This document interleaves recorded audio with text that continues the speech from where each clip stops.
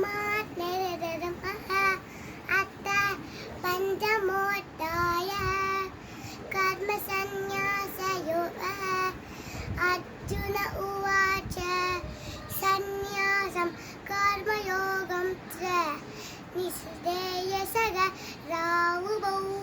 तयोस्तु कर्मसन्न्यासा कर्मयोगो विशिष्यते। ज्ञेयश्च नित्यसन्न्यासी